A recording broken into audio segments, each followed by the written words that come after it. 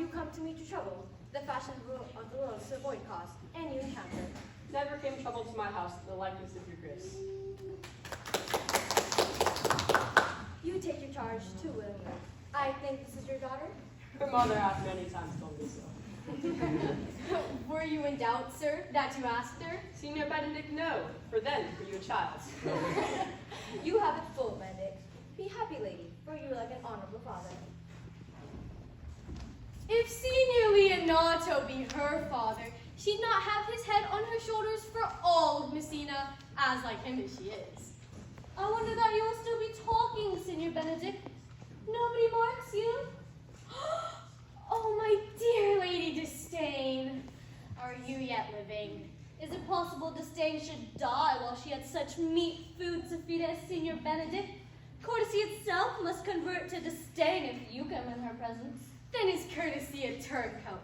But it is certain I am loved of all ladies, only you excepted.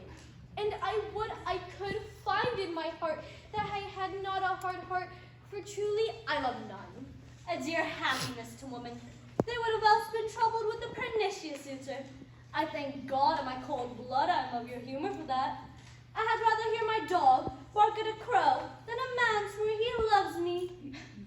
God, keep your ladyship still in that mind, so some gentleman or other shall escape a predestined scratched face. Scratching could not make it worse, and 'twere such a face as yours were. Oh! Well, you're rare, parrot teacher. A bird of my tongue is better than a beast of yours. I would my horse had the speed of your tongue, so good a continuer. But keep your way. In God's name, I am done. You always end with a James trick. I know you of old. That is the son of all, Leonardo. Signor Claudio, Signor Benedict, my dear friend Leonardo had invited you all. I tell him to stay here at the least a month. Please it, your grace. Lead on. Your hand, Leonardo. We will go together. Benedict, didst thou not note the daughter of Signor Leonato? I noted her not, but I looked on her. Is she not a modest young lady? Do you question me as an honest man should do for my simple, true judgment? Would you have me speak after my custom as being a professed tyrant to their sex?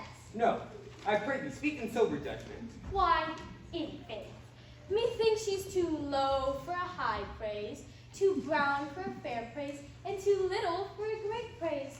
Only this combination I can afford her, that were she other than she is, she were unhandsome.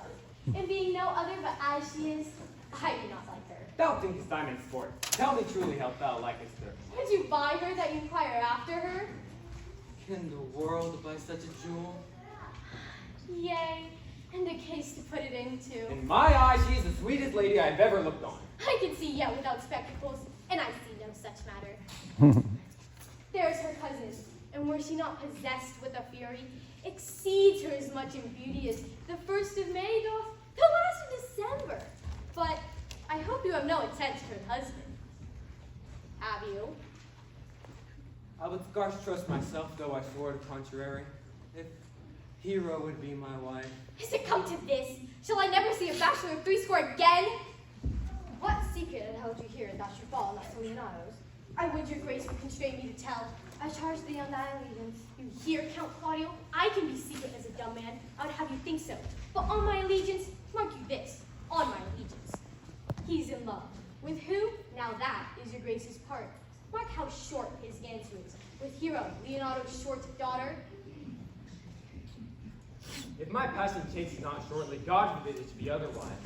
Amen if you love her, for she is very well worthy. You speak this to fetch me in, my lord. By my troth, I speak my thoughts. And in faith, my lord, I spoke mine. And by my 2 fades and chodes, my lord, I spoke mine. That I love her, I feel. That she's worthy, I know.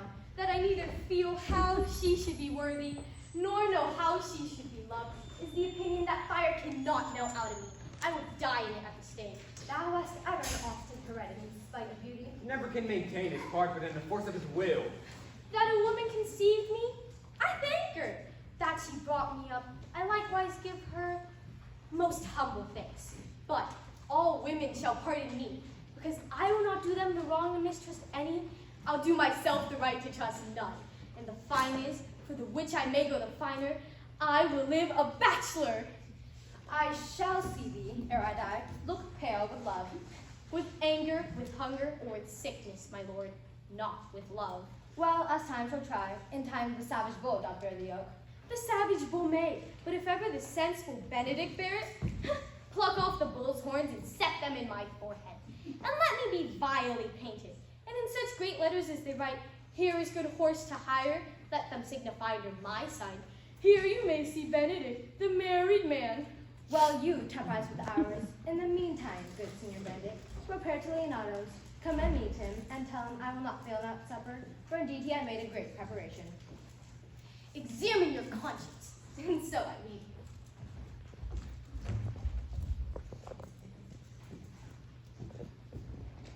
you. My liege, your highness now made me good. My love is thine to teach. Claudio, who accused her upon the air, you heard debated. Well, I'm glad that all things sort so well. And so am I, being else by faith and forced to call young Claudio to a reckoning for it. The prince and Claudio promised by this hour to visit you. You know your office, brother, and be father to your brother's daughter, and give her the young Claudio. Which I'll do with much confirmed countenance. Friar, I must entreat your pains, I think. To do what? To bind me or undo me, one of them. Signor Leonardo, truth it is, good signor. Your niece regards me with an eye of favor, That I my daughter lent her, 'tis most true. and I do with an eye of love requite her. The sight whereof I think you had from me, from Claudio the prince. But what's your will? Your answer, sir, is enigmatical, but for my will is your good will. The day to be joined.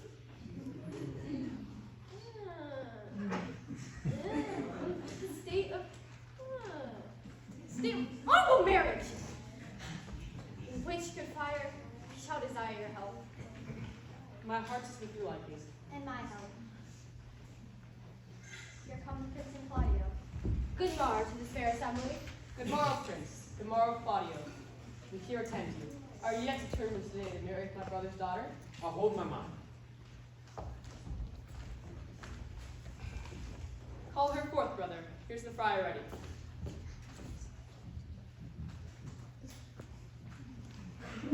Which is the lady I don't seize upon? The same as she, and I do give you her.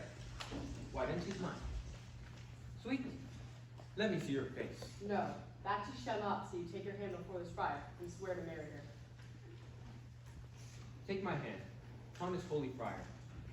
I am your husband if you like of me. When I lived, I was your other wife, and when you loved, you were my other husband. Another hero! One pair of died defiled, but I do live, and surely as I live, I am a maid. The former hero, the hero that is dead? She died, my lord, but while her slander lived. All this amazement can I qualify when after the holy rites are ended. I'll tell you largely of your hero's death. To the chapel let us presently. Self-defense? Fire! Which is Beatrice? I answer to that name? What is your will? Do not you love me? Why, no. No other reason. Why then your uncle and the prince and Claudio have been deceived. They swore you did. Do not you love me? Troth? No. No more than reason. Why then my cousin, Margaret and Ursula are very much deceived, for they swear you did. They swore that you were almost sick for me. They swore you were well nigh dead for me. 'Tis no such matter. Then you do not love me? No, truly, but in friendly recompense. Come, cousin, I'm sure you love the gentleman. And I be swear upon it, for here's a letter written in his hand, a halting sonnet of his own pure brain, fashioned to Beatrice. And here's another, writ in my cousin's hand, stolen from her pocket, containing her affection unto Benedict.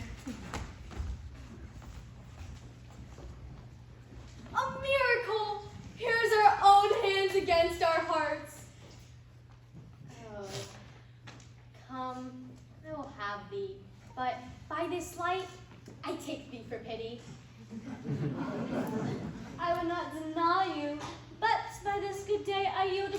great persuasion, and partly to save your life, for I was told you were in a consumption.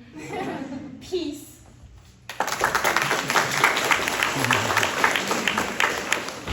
How dost thou, Benedict, the merryman? I'll tell thee what, Prince.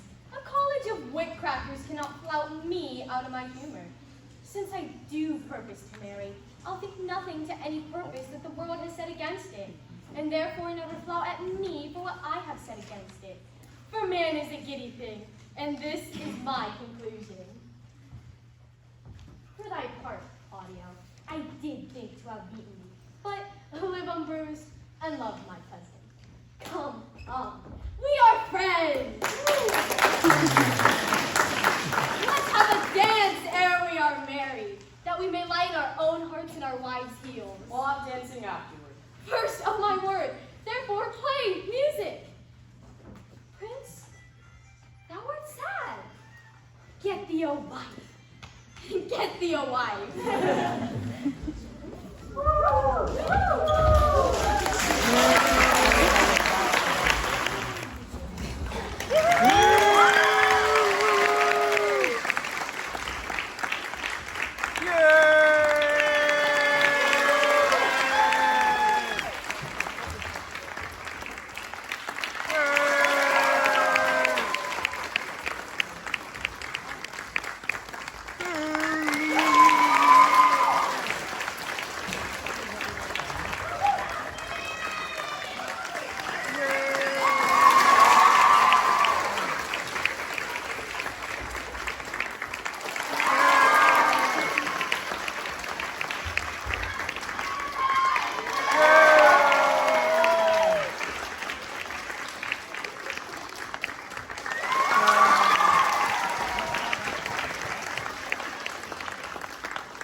Yeah.